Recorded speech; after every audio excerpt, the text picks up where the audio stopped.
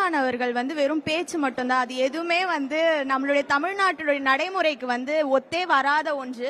அவர் வேணும்னா அவருக்காக அவரை நம்பி இருக்க கொஞ்சம் பேருக்காக வேணா செய்யலாம். ஆனா மற்ற தலைவர்கள் எல்லாம் உலகம் எங்கேயோ நோக்கி போயிட்டு இருக்கு. ஆனா அவர் இன்னும் இயற்கைன்னு நினைச்சு வாழ்ந்துட்டு இருக்காருன்னு நினைக்கிறேன். அதனால அவர் எனக்கு தெரிஞ்சு வெறும் பேச்சால மட்டும்னா ஆளலாம். ஆனால் அவர் தமிழ்நாட்டை ஆள்வதற்கான ஆள் இல்லைன்னு நான் நினைக்கிறேன். இல்ல இப்ப இயற்கையை பாதுகாக்கிறதும் ரொம்ப முக்கியமான விஷயம் இல்ல. இப்ப ஒவ்வொரு நாளும் கிளைமேட் சேஞ்சால எவ்வளவு பாதிப்பு வருது நமக்கு தெரியுது. டெக்னாலஜி வளர்ந்தாலுமே கூட இயற்கை ரொம்ப முக்கியமான ஒரு விஷயம் தானே. அப்ப அதை பாதுகாக்கணும்னு நினைக்கிறது தப்பு இல்ல. அதை மட்டும் பாதுகாக்கணும்னு நினைக்கிறது தான் தப்பு. இங்க மக்கள் வாழ்றாங்க, இயற்கையை பாதுகாங்க. அதே மாதிரி மக்களுக்காகவும் பாதுகாப்பு கொடுங்கன்றது தான் நாங்க கேட்கறது. மக்களை விட்டுட்டு இயற்கைக்கு மட்டும் சப்போர்ட் பண்ற மாதிரி இருக்க கூடாது. அதாவது மக்களுக்காக தானே இப்ப இந்த இயற்கையை பாதுகாக்கிறது. டெல்லி எடுத்து பாத்தீங்கன்னா ஏர் பொல்யூஷன் ரொம்ப ஜாஸ்தியா இருக்கு. மக்கள் வாழவே முடியாதுங்கிற மாதிரியான ஒரு இடமா மாறிடுச்சு. இயற்கையை பாதுகாத்தாதானே மக்களும் பாதுகாப்பா இருக்க முடியும். இன்னொன்னு, அவருக்கு ஒரு வாய்ப்பு கொடுத்து அவர் வந்தா தானே அவர் என்ன பண்ணுவாருன்னு தெரியும் நமக்கு.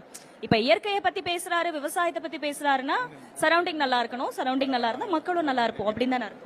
அவர் கொடுக்கிற வாக்குறுதிகள் மேபி ஸ்ட்ராங்கா கொடுக்கலாம். எங்களுக்கு நம்பிக்கை வரல அவர் மேல. அவர் ஒரு நாட்டை இவ்வளவு மக்கள் ஆழ்வாரு அப்படிங்கறதுக்கான நம்பிக்கை எங்களுக்கு இன்னும் வரல. அப்படி ஒரு நம்பிக்கை எங்களுக்கு வந்துச்சுன்னா மேபி அவருக்கு வாய்ப்பு கொடுப்போம். மதுரையில இருந்து வந்திருக்கோம். இனத்துக்காகவும் தமிழுக்காகவும் வந்திருக்கோம். சீமானவர்களை பிடிக்குமா உங்களுக்கு? எவ்வளவு பிடிக்கும்? அவங்களை எப்படி தெரியும்? அவர் மாநாடுல ஒருக்கா பேச போது யூடியூப்ல பார்த்தேன். அப்ப அவரோட பேச்சும் அவரோட வீரமும் ரொம்ப பிடிச்சிச்சு. அப்பல இருந்து நாம் தமிழர் கட்சி.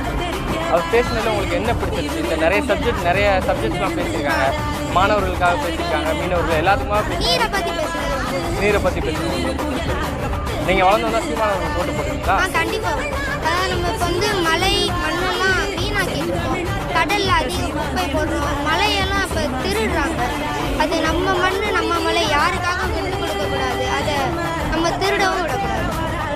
இங்க இருக்க தலைவர்கள்ல எங்களுக்கு 4-5 பேர் தான் புக்லயே வந்திருக்கோம். ஒரு கோரிக்கை வைக்கிறோம். இங்க இருக்கிற தலைவர்களை எங்களுக்கு புக்ல தமிழ் பாடத்துல பாடம் நடத்துற மாதிரி கொஞ்சம் கொடுக்கணும். தலைவர்கள் படம்னா உங்களுக்கு புத்தகத்துல வேணும். இதற்கு முன்னாடி தலைவர்கள் பார்த்தது இல்லை பள்ளிக்கூடத்துல எங்க? சில தலைவர்களை மட்டும்தான் பத்தி படிச்சோம். வ.உ.சி. சிதம்பரம், நேதாஜி சுபாஷ் சந்திர போஸ், இன்னும் நிறைய தலைவர்கள் வைக்கணும். இதை பார்த்து கத்துக்கிட்டீங்களா நீங்க?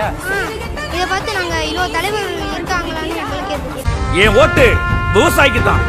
நமது சின்னம் விவசாயி. ஓட்டு பாருங்க ஓட்ட, அப்புறம் பாருங்க நாட்டை.